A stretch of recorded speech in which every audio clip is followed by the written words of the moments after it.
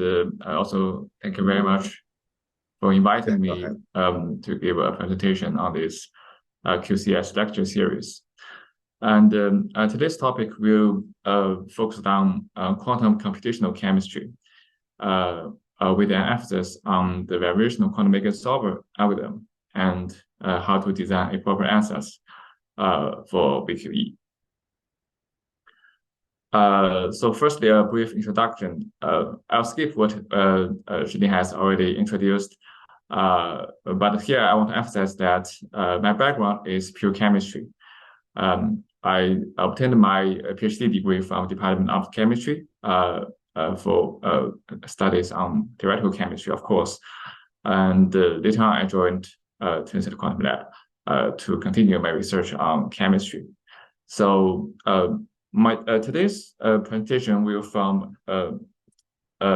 be from a chemist perspective to introduce some of the recent advances of VQE. When I joined this community of quantum computing, actually I found that this is a highly interdisciplinary area of research because people from computer science, from experimental physics, theoretical physics, and of course people from chemistry are all working for the same goal, which is to achieve quantum advantage for practically meaningful problems. And during this process, I found that at least in these very early stages of practical implementation of quantum computing, people are still speaking very different languages.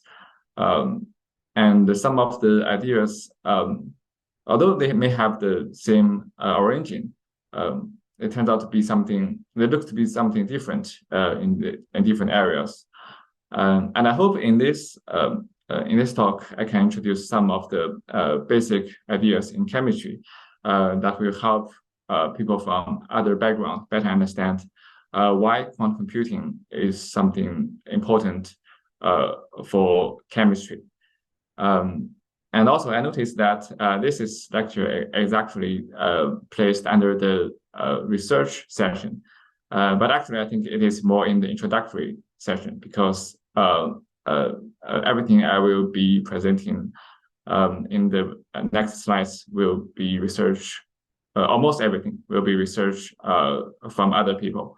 And I will give a review of the recent advancements and maybe share some of my personal opinions on these topics. So today's topic will be separated into several parts. The first part will be an overview on some basic concepts of quantum computing, with the intermediate scale quantum and variational quantum Eigensolver. And also I'll introduce some basic ideas of quantum chemistry, why a quantum computer can be considered a powerful tool to solve chemistry problems.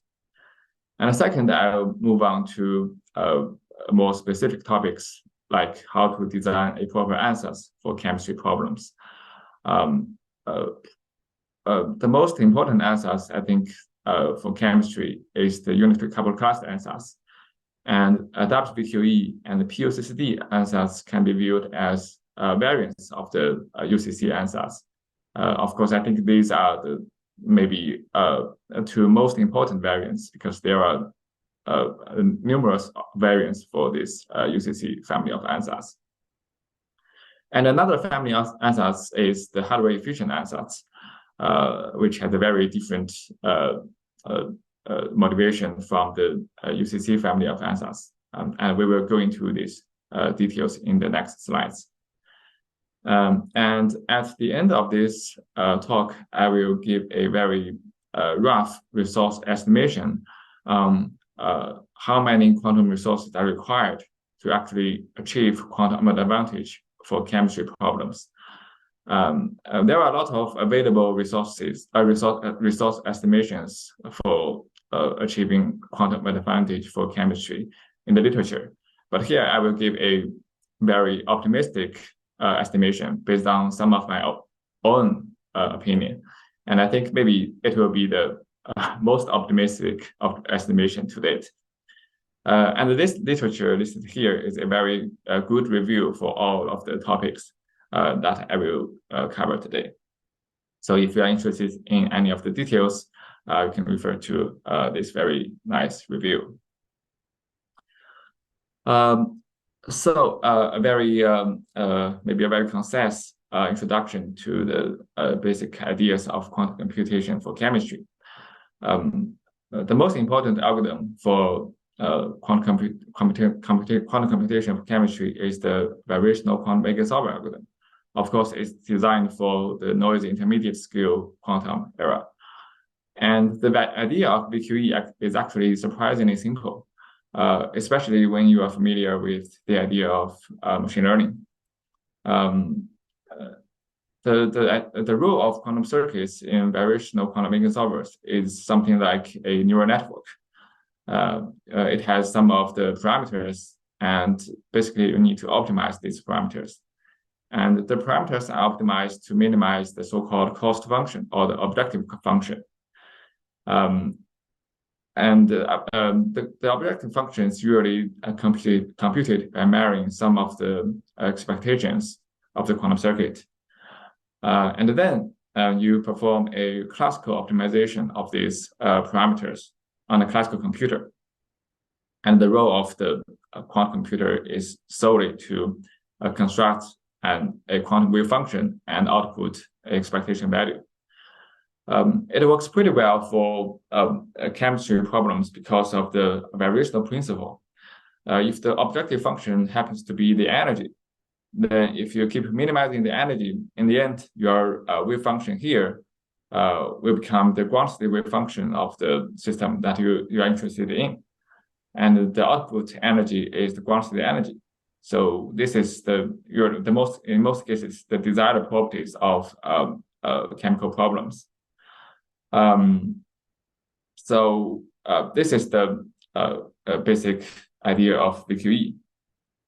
But in order to translate chemical problems to problems that can be solved on a quantum computer, there is one key concept that we have to get familiar with, which is molecular orbitals. For this concept, I think there is a very interesting example, which is the prior mechanism of oxygen. And there is a very nice video for this, which I would like to share. I think everybody can see my video, right? Okay, so I think I can skip the first maybe a few minutes because what he's doing... we can't see your video, actually. Oh, you can see my video? Okay. Yeah, I've switched to another app, so maybe I have to reshare my screen to another mode. Yeah. Okay, it is showing properly. Yeah, it's work. Okay, great. Yeah. So yes, skip the first few minutes because what he's doing is essentially preparing some liquid oxygen. The blue liquid here is liquid oxygen, right? I think he's doing this by using some liquid nitrogen. Now he has some liquid oxygen. And in this step, he's cooling down this very big magnet with two poles, right, marked by red and green. And he's cooling down this magnet using oxygen, using liquid nitrogen. And you can see this liquid nitrogen just pours down this magnet like water, right? There's nothing special, nothing strange happening. It's just like water pouring down. But if you instead pouring down some of the liquid oxygen, we'll find out that something strange happens, right? The liquid oxygen seems to be attracted by this magnet. It flows in the air. Oxygen, of course, it will evaporize and eventually vanish. But before that, it just hangs in the air, right? It is attracted by this magnet. So this is something very interesting because if we look at end of the video, this is something metal would do, right? If you put some metal on this magnet, it will be attracted by this magnet. Okay, so why this? Why does oxygen, something that we would not consider as a metal, behave like a metal when it interacts with a magnet? And this can be explained perfectly with a molecular orbital theory. In this theory, people would consider the structure of this oxygen as electrons filling in some of the molecular orbitals, and these molecular orbitals are formed by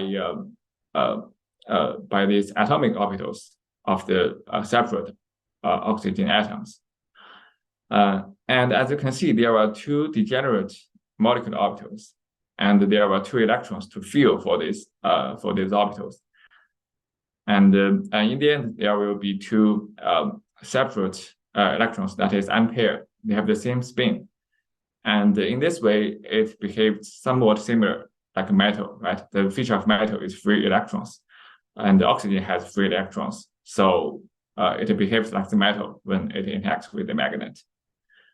You might be wondering, how can we know the alignment of these molecular orbitals? How can we know the energies, the respective energies of these individual molecular orbitals?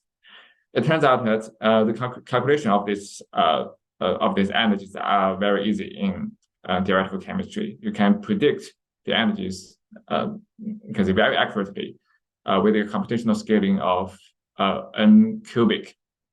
Yeah, so it's just very efficient to obtain this molecular orbital. But is the problem solved? If we obtain the molecular orbitals and electrons are filling in like this way, what should quantum computers do? How can quantum computer help to solve this problem? In order to, oops, I can't move to the. Oh yes, yes. In order to answer this question, we have to consider a simpler model, which is hydrogen, like two atoms, and two atomic orbitals, and two molecular orbitals, and two electrons. So the two electrons will fill in the molecular orbital with the lower energy, right? It looks pretty simple. This kind of electron arrangement is called a configuration.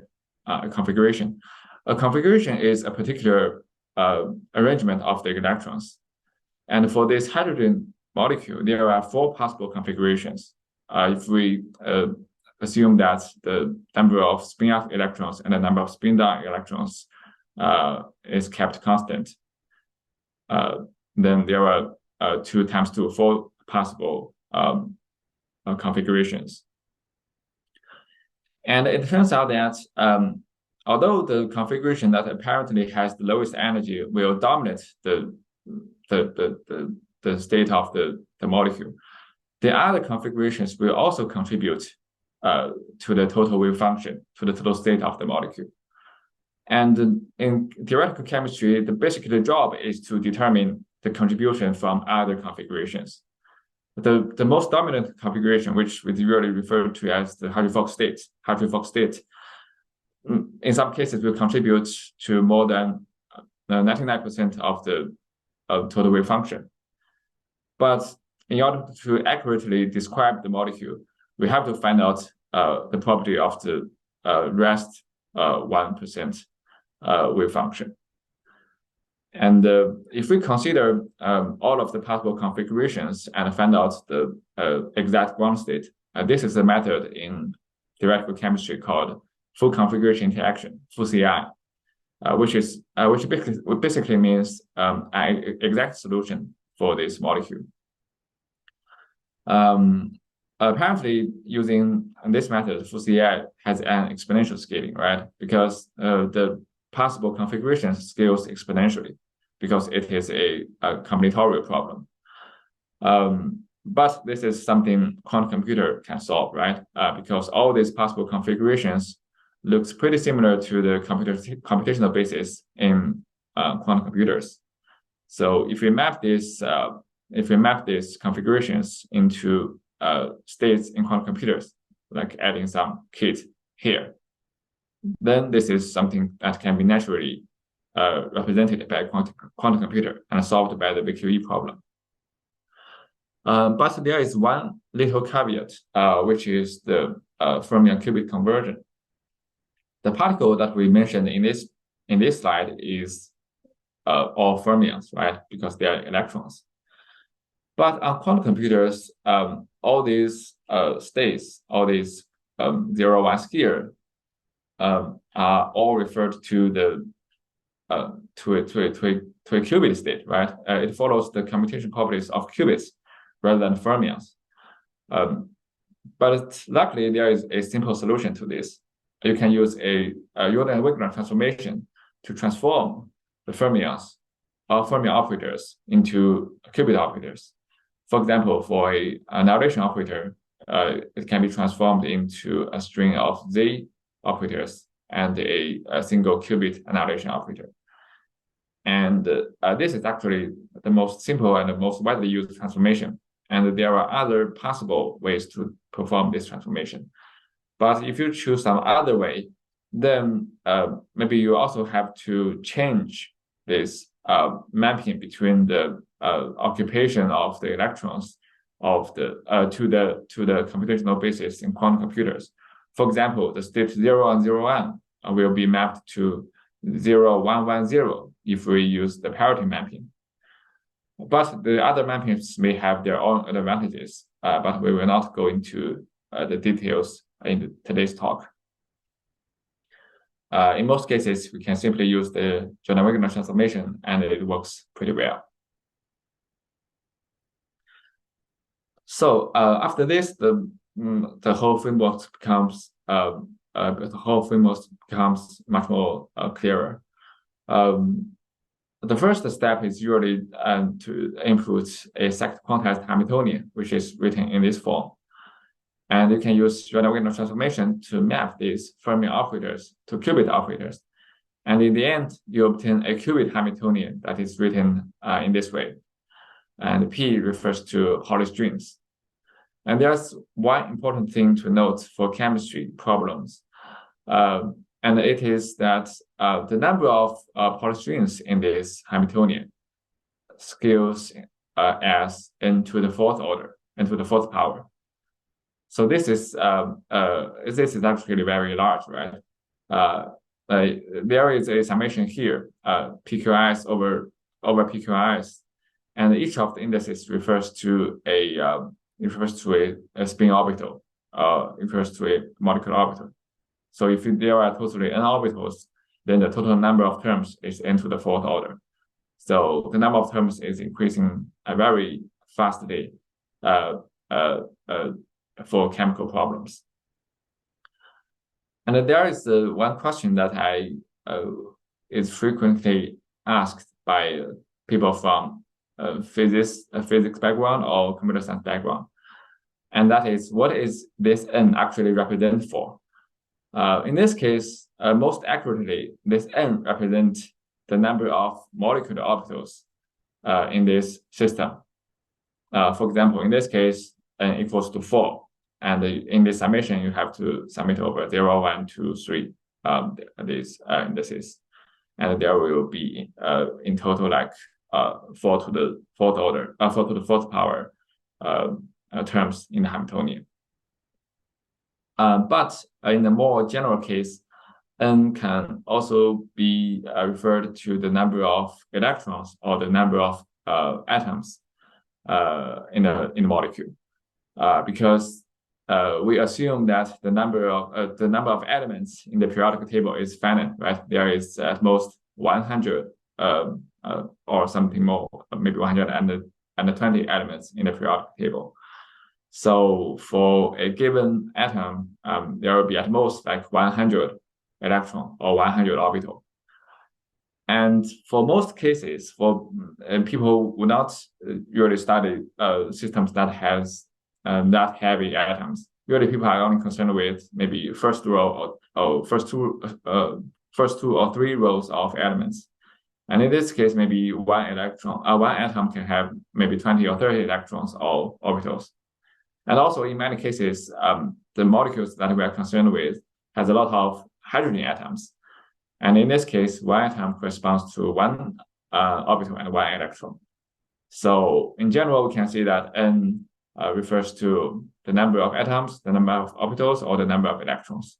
In the view of scaling, I think they can be considered as identical. So after this step, what we need to do is to choose the ansatz. And in this talk, we'll introduce the unitary carbon cluster ansatz and the hardware efficient ansatz. And after that, we need to compile this ansatz into a quantum circuit. And this is a step that usually chemists do not care about because just like in classical computers, we write our code and we trust that the compiler we choose can compile our code into something that can be executed on the underlying device reliably and efficiently. So usually for chemistry, we are really concerned with the design of ansatz. And before we delve into the details of these ansatz, I want to talk a little more about the measurement on the quantum circuits. I think most of you are already familiar with the idea of the number of measurements scales as the inverse of the epsilon squared, where epsilon is the desired accuracy. But in the chemical context, we can maybe take one step further to give a more concrete or more specific estimation on the total number of measurements required for given accuracy for this Hamiltonian. If the total budget for measurement is m, then obviously you want to distribute the number of measurements for each term in an optimal manner. And it turns out that the optimal way is to distribute the number of measurements for each term such that the measurements are proportional. The number of measurements are proportional to the absolute value of the coefficients. And in this way, in the end, you find that the total number of measurements, of course, is the scales as inverse of the epsilon squared, but it also scales quadratically with it is something like the total number of terms in the Hamiltonian. If we assume that Hi is a constant, maybe it's like the energy scale of the interaction in the molecules, then this summation is basically means there are n terms of terms to take sum here, right? And there are totally n to the fourth terms in this Hamiltonian. And by taking squared, it goes to n to the eighth. So actually, the measurement cost is very high. It has a very high scaling to actually measure this energy for chemical problems. So in order to reduce the measurement cost, there are a lot of ways. And I think in my personal opinion, the most efficient way is this approach called basis rotation grouping. And the idea is that for this Hamiltonian, you can partially diagonalize some of the operators. Like for this, like one electron operator composed of two fermion creation knowledge operators, it can be diagonalized into this occupation operator form here. And here for this two electron operator, which corresponds to four creation knowledge operators, it can be diagonalized into two occupation operators. But in a straightforward way, it does not reduce the total measurement scaling because here the summation also has n squared summation here within this parenthesis. And outside this parenthesis, the summation over L also scales as n squared. So the total number of terms here is still n to the fourth. But the key trick here is that all of the occupations, NP and Q and NP here, can be measured simultaneously for a given L. If we absorb this UL into our quantum circuit, then we only need to do one measurement over the Z basis to compute all of the NP, NQ expectations. So this is a very huge speed up. We can reduce our measurement group, the groups we need to measure into N squared. And the authors also argue that for large system, for large chemical system, maybe 100 or 1,000 atoms, the scaling is ON because L can be reduced to ON terms. And this is because for very large chemical problems, you can assume one part of the electron does not interact with another part of the electron that is spatially very far from it. So, but maybe for maybe this will only be valid for a very large system. And another shortcoming of this method is that it requires you to append this unitary, the basis rotation, onto the quantum circuit, which has a depth of ON. So in general, it reduces the measurement cost by increasing the depth of the quantum circuit. Okay, so next I'll move on to the ideas of the quantum circuit on the design of parameterized quantum circuit. And firstly, I'll start with unitary coupled cluster ansatz. This is the oldest ansatz for VQE because it is proposed along VQE. But it is still today, I think, the most popular ansatz that is studied in quantum computational chemistry. To introduce this idea to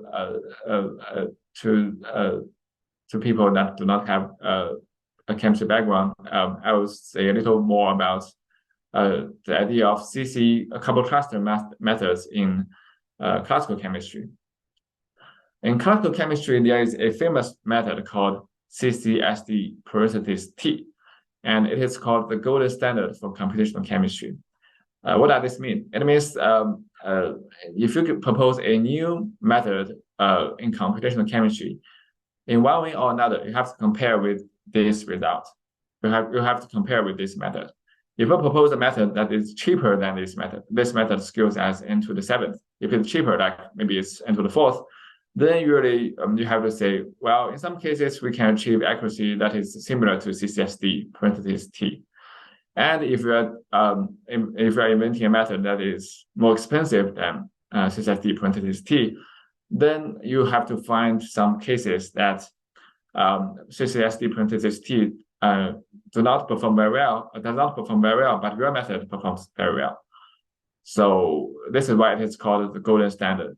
And if you met a very difficult problem and you don't know what method to use in advance, usually you would try this method. In general, it is a good choice.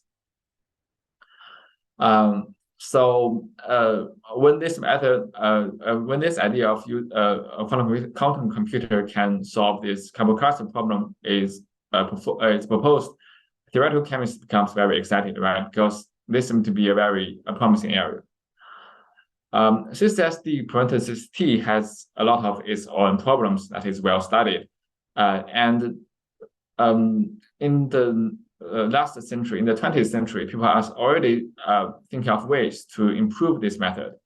And one of the way is the unitary coupled cluster method. So it is proposed long ago rather than just recently. But it is far less used than the CC method because in the classical computers, UCC is very difficult to calculate. For CC, classical theoretical chemists have invented some ways to solve it very efficiently in the polynomial scaling. But UCC in general, to accurately simulate UCC ansatz, it requires exponential scaling. So people are inventing all kinds of approximations to this problem.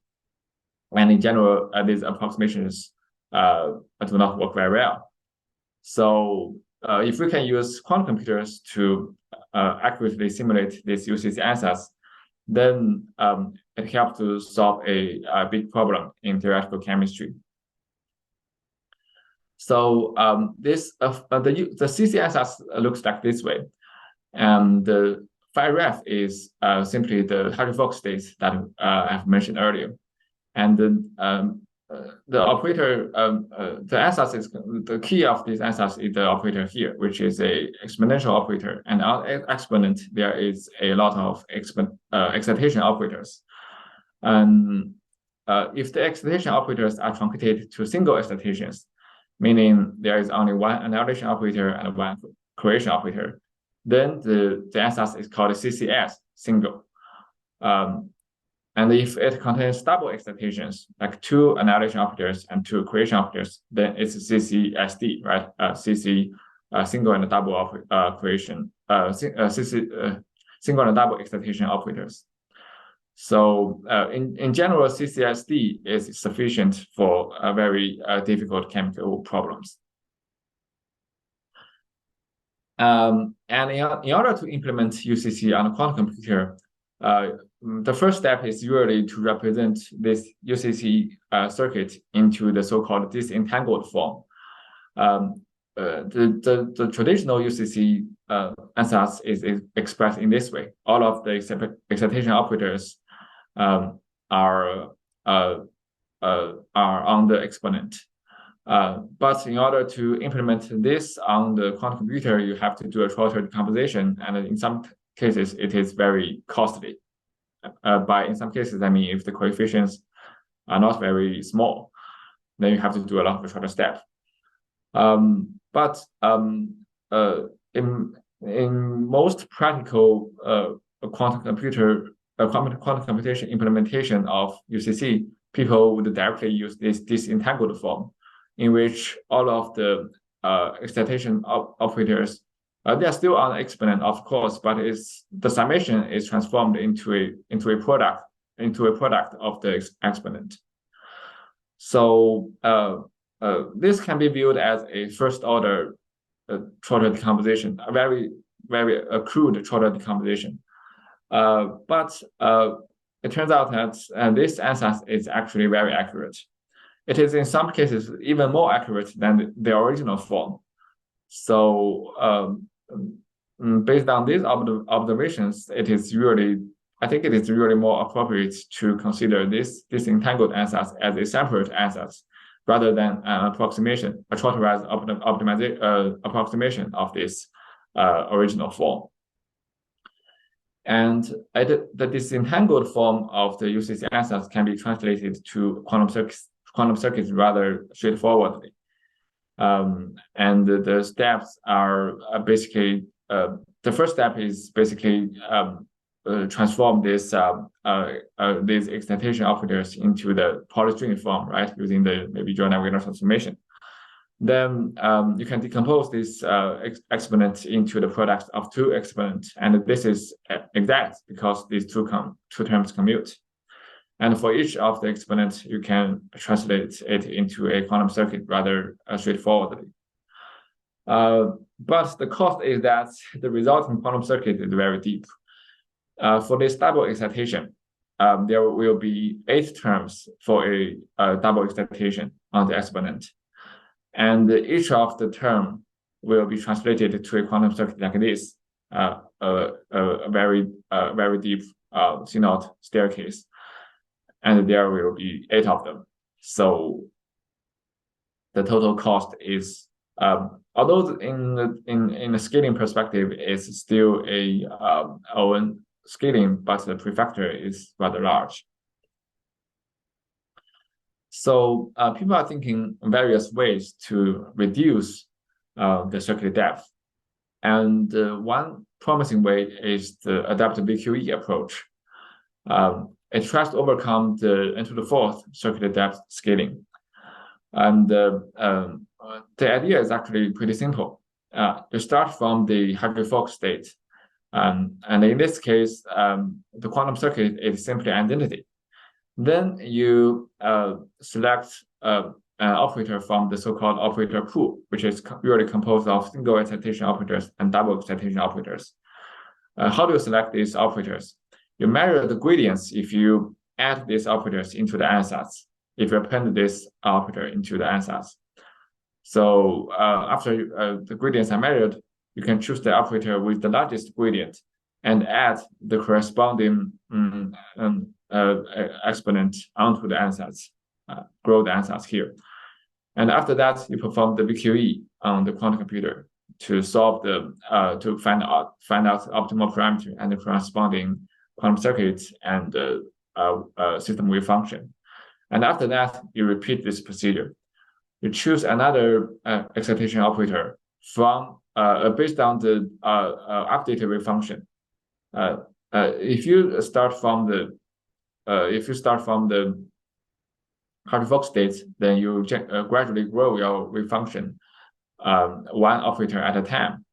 Then at some stage, you'll find out that, okay, maybe the convergence has been reached, then we can output the final energy and the wave function. The authors have conducted some numerical experiments, and they found out that for these systems, this adaptive VQE algorithm can be more accurate than the UCSD ansatz indicated by the orange line. And it is more accurate, and at the same time, it is more compact, right? The number of parameters or the number of excitations in the ansatz is reduced dramatically. So this is one of the very promising ways to reduce the number of the circuit depths. But there's another cost for this, which is the additional measurements required. You need to measure all of the gradients, right? And you need to perform this VQE loop a number of times. So the total measurement cost is actually very high. And this whole framework is actually very flexible. You can choose a lot of different pools, and there are a lot of different variants for this adaptive VQE algorithm.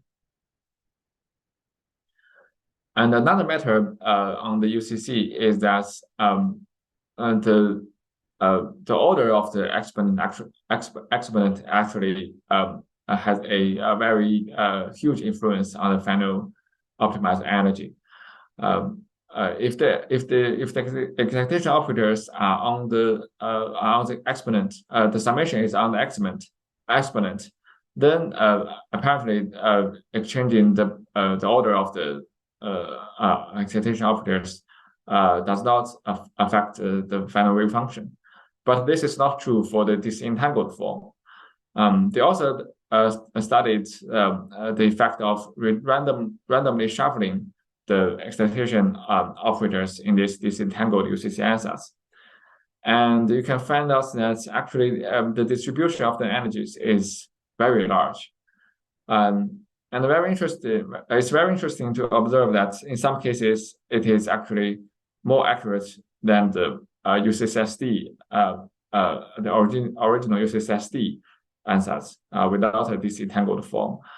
And also, it is sometimes more accurate than the sequential GO ansatz, which is basically the same as the adaptive VQE algorithm. It can be viewed as a variant as a VQE, adaptive VQE. So adaptive VQE can be trapped in the local minimum by adding these operators one by one. And another UCC ansatz that I want to introduce today is the PUCCD ansatz. Here, P means pair, and D means double excitation. So what the name indicates is that in this ansatz, it only allows paired double excitation. For example, for this hydrogen molecule, if there are two electrons, then there is only one possible configuration other than the Hartree-Fock state if we assume paired double excitation, and it is this one. So by using this representation, there is a number of advantages. The first is that we only require half of the original qubits to represent the system wave function.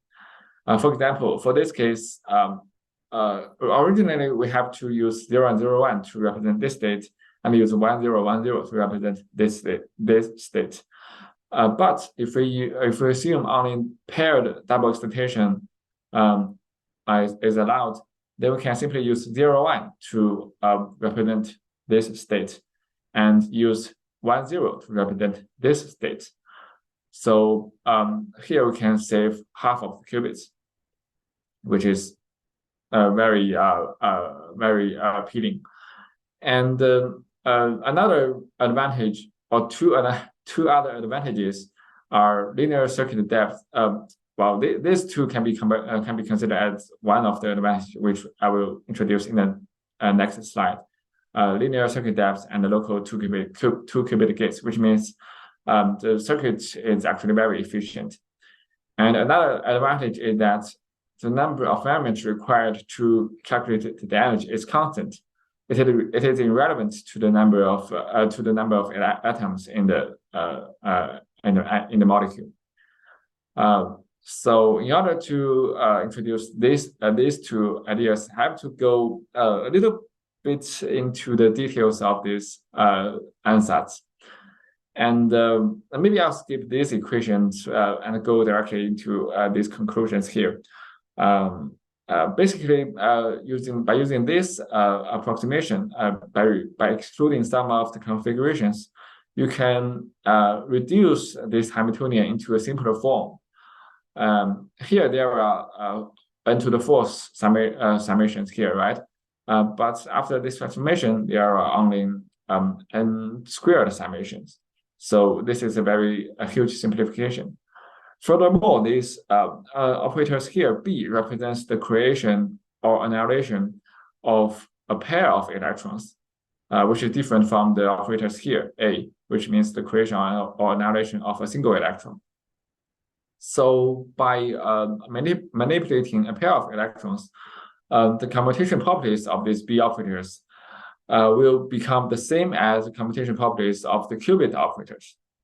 In other words, there's no need to perform Weitang transformation if you use the PUCCD ansatz, because all you care about is a pair of electrons, which does not follow the commutation properties of fermions. So in this way, both the Hamiltonian and the circuit can be simplified. So about the circuit, if we assume only a paired double excitation, there will be totally n squared excitations, right? And here, this efficient circuit composed of a given swap network achieves the n squared excitations. Here, towards the blue dashed line here, we construct the Hartree-Fock state by some of the X gates. And here, this given swap gate is composed of two components.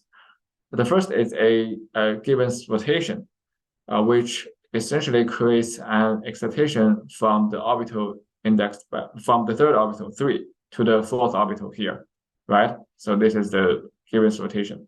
It creates an excitation from this orbital to this orbital. And after that, it is followed by a swap gate, which swaps the fourth orbital here to here, to the position of the third orbital. And the third orbital is swapped to here. And after that, if you apply a given swap gate here, then you can apply an excitation from the second orbital to the fourth orbital, right? Because after the swapping, the fourth orbital is swapped here. So you can apply an excitation from the second orbital to the fourth orbital. And after that, the fourth orbital is further swapped here, so that you can perform an excitation from the first orbital to the fourth orbital. And if you look at the third orbital, it is swapped to here, and here we can perform excitation from the third orbital to the fifth orbital, and it is further swapped here, etc., etc. So by using this given swap network, we can efficiently implement n squared excitations using a circuit depth of On. So this is a very efficient circuit. Next, about the measurement, constant measurement. Only 3 circuits are needed for the energy of the QCCD ansatz, which is very impressive. And this is actually achieved by a simultaneous measurement of commuting terms. If you look at this term, which at first glance it looks pretty complex, but if you look carefully, you'll find out that these operators are all occupation operators, right? This is the occupation of the qth qubit, and this is the occupation of the pth qubit. So you can measure all of the occupations in the z basis simultaneously. So this term can be measured in the z basis. All of the n squared terms can be measured on the z basis. And for this term, which has some cross interacting terms, it can be measured on x basis and y basis. To see this, we need to transform these B operators into the qubit form. And after summation, some of the terms will cancel, and in the end, you'll find out that all of this term will be transformed to xx term and y term, only with different indices. And you can measure all of the xx term using x basis and all of the y term in the y basis. So only 3 circuits are required to measure all of the energy. So in terms of measurement, it is very efficient. The biggest drawback of PUCCD is that the accuracy is not very satisfactory because the approximation it has made, it only allows paired double excitation, which neglects the contribution of some very important configurations. Here the authors consider the effect of the basis set, which I haven't introduced today, but we do not need to care about that. We only need to look at the STU6G results, which is colored in orange and yellow. We first look at the FUCI result, the dashed dotted line here, which is the exact result. And the UCSSD result in orange triangle is basically the same as the exact solution. But if you use the PUCCD ansatz in yellow triangle, then apparently there will be a very large error, especially at the dissociation limit. And the DOCI method is a classical computational method, and it can be seen that the accuracy of DOCI and the PUCCD is basically at the same level. Although the accuracy is not that good, the method is still getting very popular in recent experiments. For example, this is one of the recent experiments performed by Google, and it uses the PUCCD ansatz to study the isomerization reaction of this organic molecule. The story is pretty similar to the previous result for implementing hybrid fork on superconducting quantum computer. And this is another work by the Iron Q using trapped iron platform. They use the orbital optimized PUCCD ansatz, and by using some very simple error mitigation, which is shifting the energy directly, they can achieve something very accurate. So I'll have to move on to hardware efficient ansatz because of the limited time. This kind of ansatz is quite simple. Its feature is to reduce the circuit depth and do not care about the problem you are solving. The representative work is from the IBM team in 2017. In which use the hardware efficient ansatz to simulate a lot of molecules. A typical feature of the hardware efficient ansatz is that it really has a lot of parameters, because these parameters can be encoded with single qubit gates, and this is something quantum computer can do very efficiently in nowadays. because most of the error originates from the 2-qubit gates. So you can add a lot of single-qubit gates and a lot of parameters. And in the end, you'll find out that the optimization of these parameters can be very difficult. So this is one of the biggest drawback of HEA, hardware efficient ansatz. For small systems, it performs quite well because there are a lot of parameters, and you can optimize these parameters to find a good state that has a good overlap with your target state. But in general, I don't think it scales quite well for large systems, because if the parameters are growing so fast, I don't think classical optimization can find out a good local minimum. Despite the disadvantage, because of the short circuit, it is widely used in recent experiments. I will not go into the details of the slide because of the time. Okay, so I think this is the final slide. A resource estimation. I think this is maybe the most optimistic time estimation for VQE. For system, we consider 30 electrons in 30 orbitals, which corresponds to 60 qubits. Why is that? Because this is something that QuCS cannot solve exactly, right? This is beyond exact solution, just beyond exact solution. But there are some approximate method in computational chemistry that maybe can do quite well on these systems. But I will not consider that for this, because I'm an optimistic chemist. So if you consider this, we do not consider PUCCD, right? Because the accuracy, to date, the accuracy problem is not solved yet. So if we use PUCCD ansatz, it is not fair to compare with the QuCS result, because the accuracy is simply too low. So if we consider this system, there will be 1 million terms in the Hamiltonian. So not very large, right? But the number of terms in the Hamiltonian is already very formidable. Regarding the quantum circuit, we employ the hardware efficient ansatz with a circuit depth of 30. Why is 30? Because if the circuit depth becomes shallower, then the classical simulation of such a quantum circuit can become feasible, right? Because even if you have a lot of qubits, if you do not have enough circuit depth, then it can be simulated on classical computers. We can maybe slightly increase the circuit depth, but as we will see later, this is not a dominating term for the circuit depth. And if we assume 100 nanoseconds for gate operation, then the total circuit depth will be executed in 3 milliseconds. This is actually very fast, I think. And for measurement, this is a very optimistic estimation. For the absolute value of the terms in the Hamiltonian, I would assume 100 millihartz, and for the accuracy, I assume 10 millihartz. Sometimes people say 1 millihartz is the so-called chemical accuracy, so this is already a very loose criteria.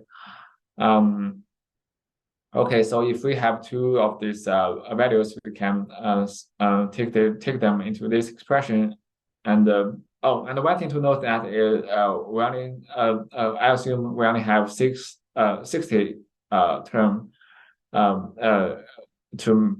60 groups to measure in the Hamiltonian using the basis rotation grouping method. Okay, so if we substitute 60 into this summation here, in the end we will find that the total summation, total measurement cost is this number of shots. Okay, and at the cost of reducing the measurement cost, we have to increase the circuit depth by 60. So in the end, our circuit depth will be something like 90 or approximately 100. So the execution will take 10 milliseconds, and multiply the execution time with the number of shots, then a single energy evaluation will cost 4 seconds. Then it seems to be okay, right? 4 seconds seems to be pretty fast. And remember that we are estimating something that cannot be executed on classical computer at all. Or if we do this, it might cost maybe all of the world's hard drive and 100 years. But we have to consider two factors here.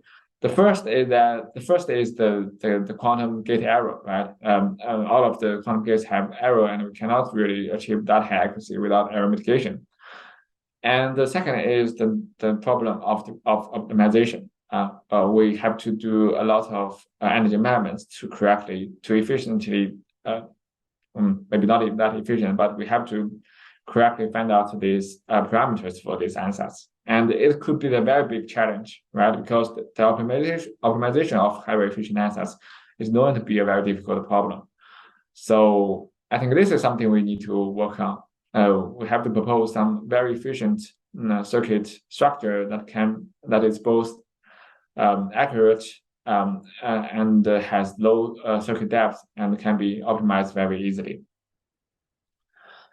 So this is some advertisement for the software that I developed in Tencent Quantum Lab, the software called TensorCam.